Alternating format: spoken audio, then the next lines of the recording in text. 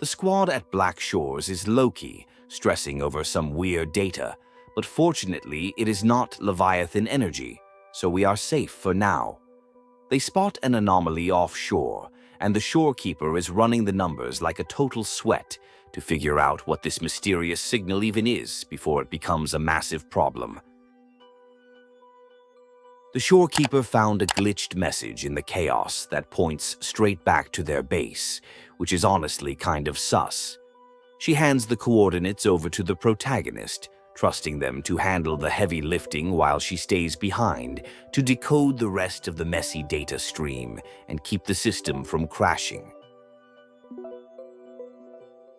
Miss Spooling is totally losing it over her bad omen dreams, claiming her casket acts weird when bad vibes are near.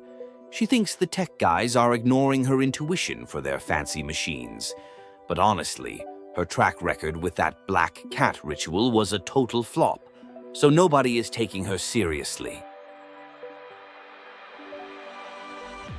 They finally pull up the visual, and it is literally a destroyed city submerged underwater, looking like a whole post-apocalyptic aesthetic.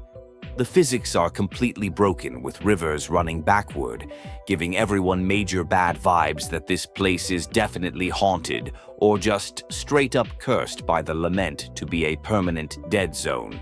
The rift is basically a locked door that rejects everyone, but the Protagonist is built different and might actually get in.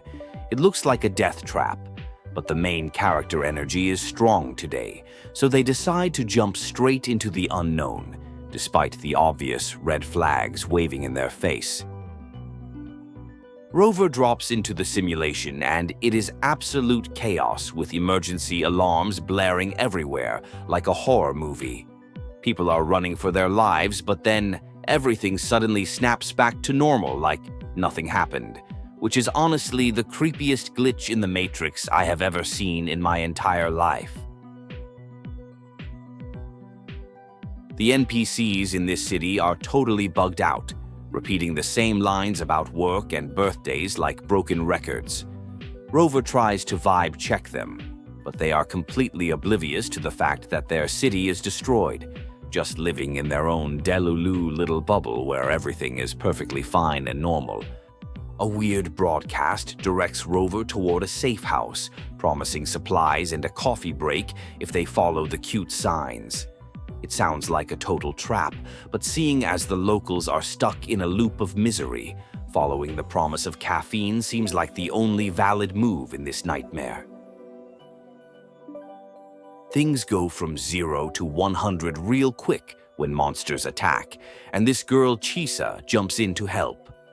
The bridge starts floating and reality breaks, proving the Lament is just looping this disaster over and over, slicing the city into pieces like a chaotic editing timeline that refuses to render properly.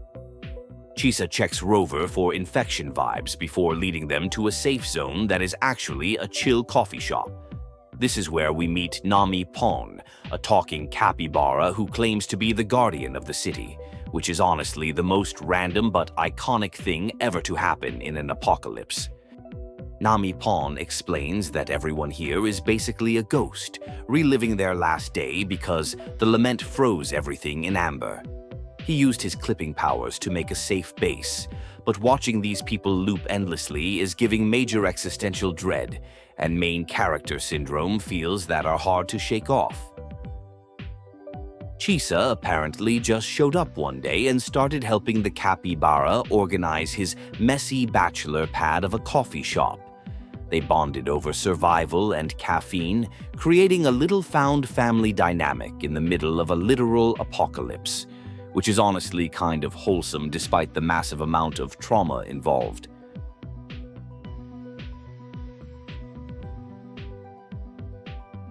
NamiPon reveals an old clock left by a girl who figured out the time dilation here was totally messed up.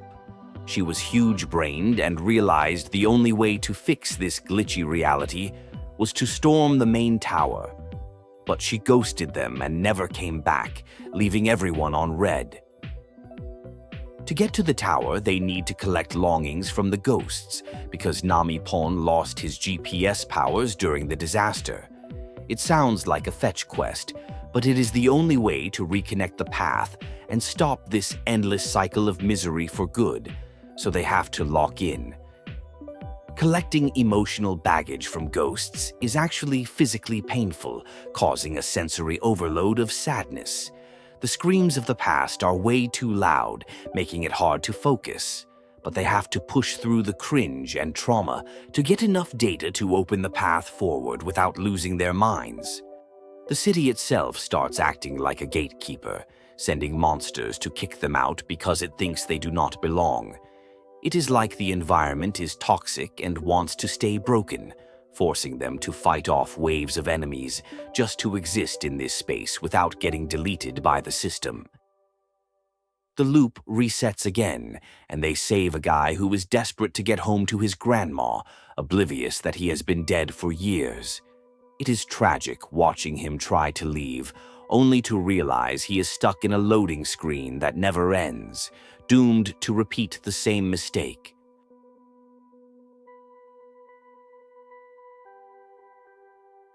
Chisa admits she is terrified of going numb and forgetting her purpose like the NPCs trapped here. She is determined to break the cage no matter how hard it is, proving she has that dog in her and refuses to let this fake reality win over her actual life or erase her identity. They realize a shady group called the Fraxsidus is running experiments here, using the time loop as their personal playground. It turns out these gooners are trying to control the Anomaly, treating human suffering like just another variable in their twisted science project, which is super messed up and needs to be shut down.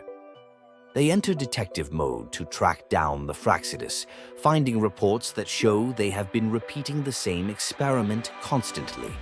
It is giving mad scientist energy, and it proves that someone on the outside is manipulating this hellscape for their own gain instead of fixing it, which is barely surprising at this point. They find amber crystals that hold memories, confirming Chisa's friend Sumika was definitely here and trying to solve the puzzle. Seeing the past preserved like this is emotional damage central, but it gives them the clues they need to figure out where she went and what happened to her during the final run. Sumika's notes confirm that time inside the bubble is moving way slower than the outside world, which explains why everything feels so disjointed. They realize they are lagging behind reality, and if they do not hurry, they might get stuck buffering in this server forever, while the real world leaves them in the dust. Suddenly, a signal from the outside world punches through, and it is looking for the Protagonist. It means the firewall around this dimension is crumbling, giving them a window of opportunity to sync up with their allies and finally smash this simulation wide open before the admin tries to patch the exploit. Chisa opens up about her parents and how being a resonator made her a social outcast, basically ruining her family vibe. She ran away to protect them from the drama, thinking isolation was better than being a burden, which is a classic tragic backstory moment that explains why she has major trust issues.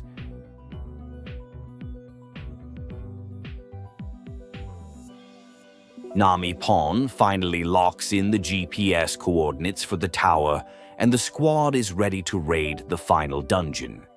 The mood switches from sad introspection to hype as they prepare to confront the source of the Lament and end this nightmare once and for all, no matter what stands in their way. The tower is freezing cold because it is literally sucking the warmth and life out of everything to fuel the loop.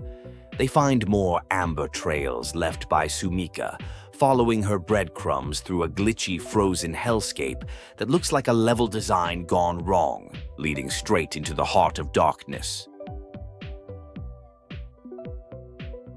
They realize Sumika made it to the end but couldn't escape, choosing to leave clues for the next person instead. She basically sacrificed herself to be the tutorial guide for Chisa, proving she was the real MVP who never gave up even when the game was rigged against her from the very start. The tower manifests Chisa's worst memories, showing how she was bullied at school for being different. The friends and teachers are twisted into creepy versions of themselves, gaslighting her into thinking she owes them everything, which is literally the most toxic environment imaginable and specifically designed to break her mental state. The illusion tries to trap Chisa by offering her a fake world where everyone loves and needs her, preying on her loneliness. It is a total manipulation tactic, trying to make her settle for a lie because the real world was too harsh for her to handle, but it is all just fake clout. Chisa rejects the fake validation and realizes she does not need their approval to be worthy.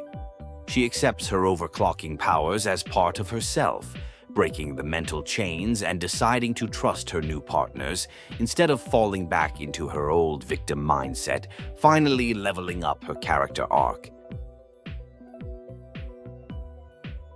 With her confidence restored, Chisa unleashes her full power and absolutely nukes the Anomaly.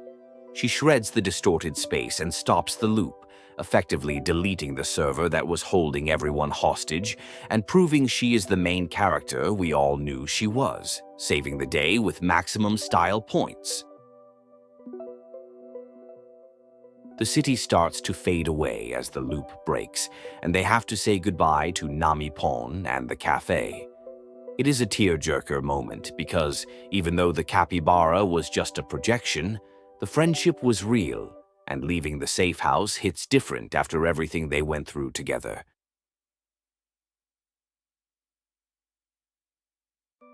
Chisa is worried she is still broken, but Rover invites her to join the Black Shores to find a cure and a new purpose. She decides to leave her trauma behind and hop on the bus to a new life, finally ready to touch grass in the real world and heal properly. They exit the rift and finally link up with Abby, who has been waiting outside like a loyal bestie. The squad is reunited, the crisis is averted, and everyone is ready to move on to the next arc now that the haunted city is finally at peace and the timeline is fixed.